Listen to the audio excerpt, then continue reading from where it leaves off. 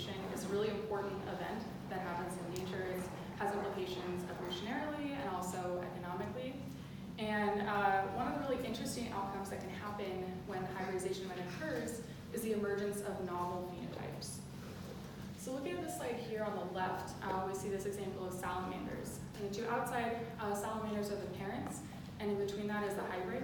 And you can see both in the coloration as well as the size, the hybrid extends beyond the range of phenotypes exhibited by its parents. So it exhibits these emergent novel phenotypes.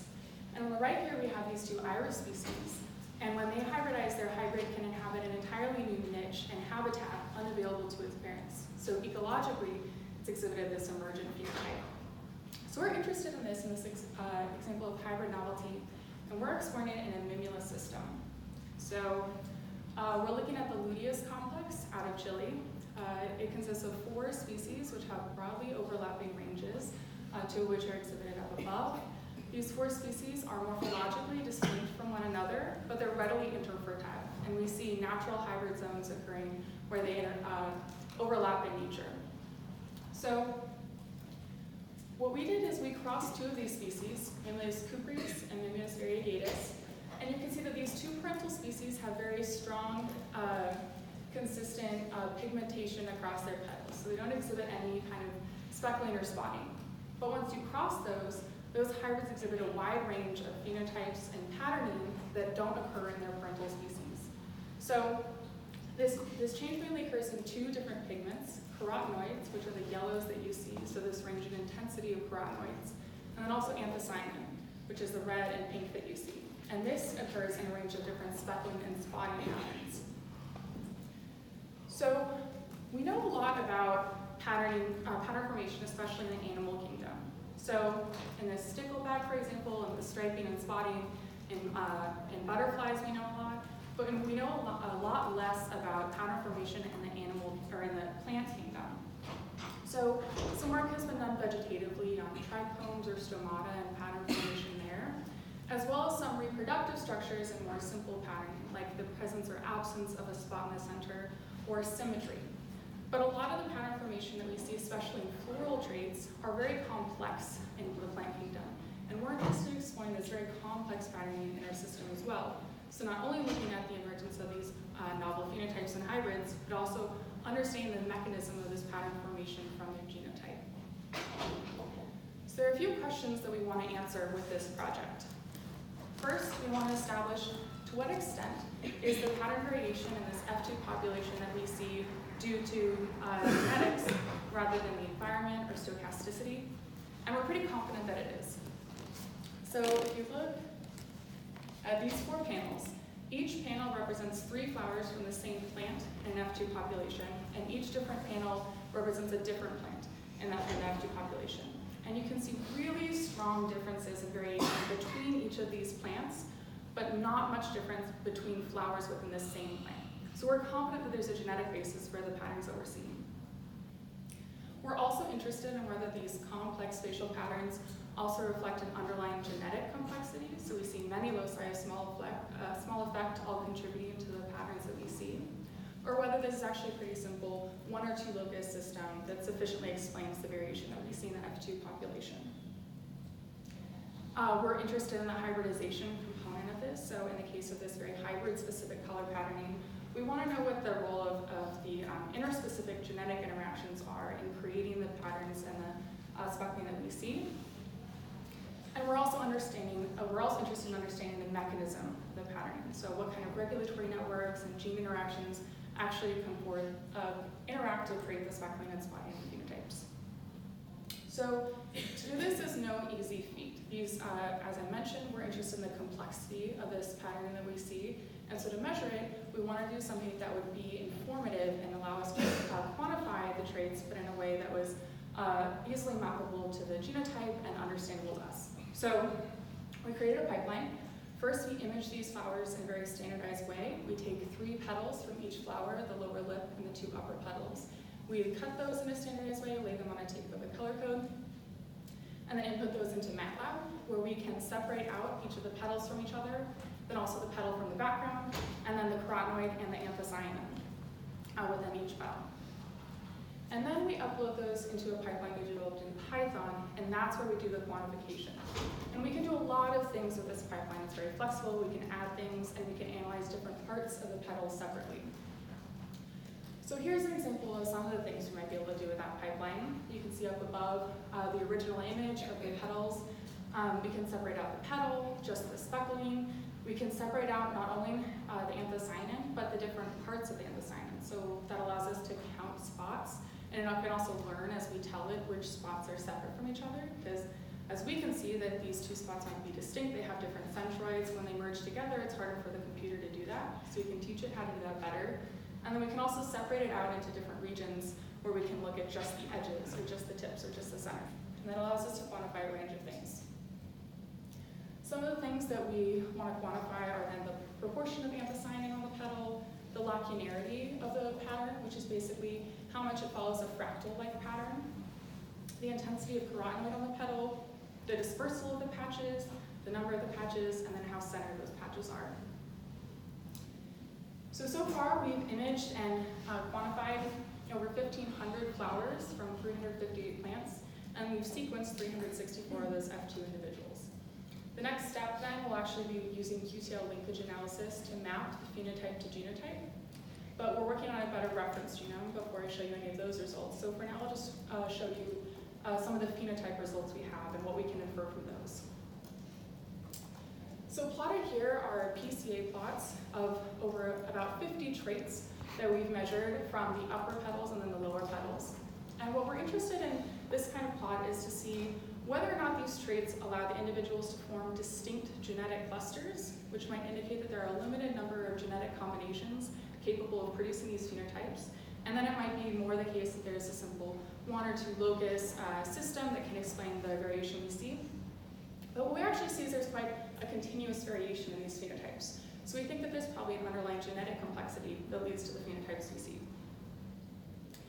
This is just showing the correlation between the upper and lower petals using the PC1 plots. And we can see they are quite correlated. So I think there's likely a similar genetic basis for the traits that we see both in the lower and the upper petals.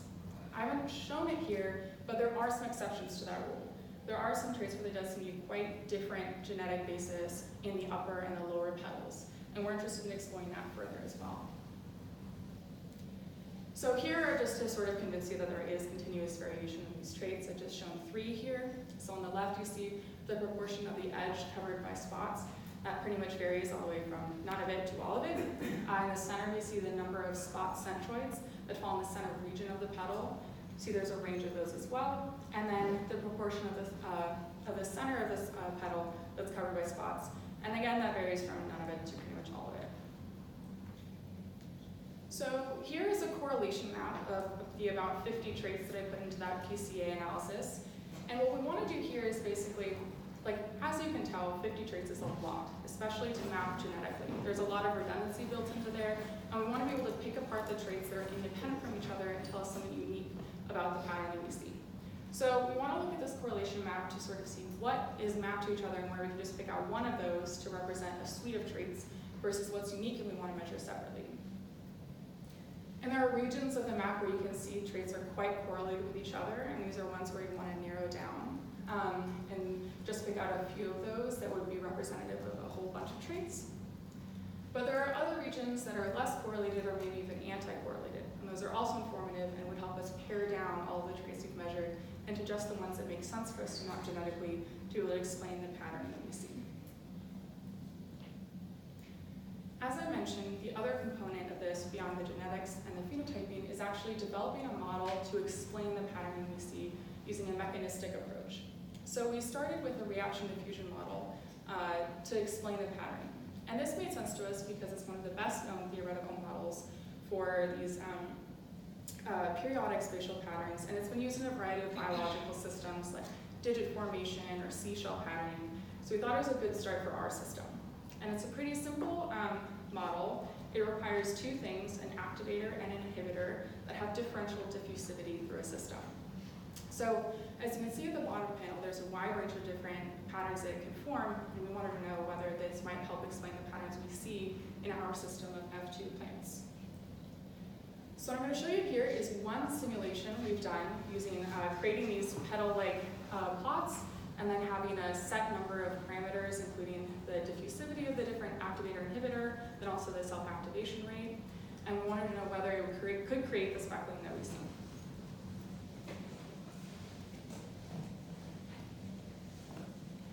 So you can see that over time the concentration gets high enough where you start to see these patterns form, and eventually it stabilizes into a pretty consistent speckling phenotype.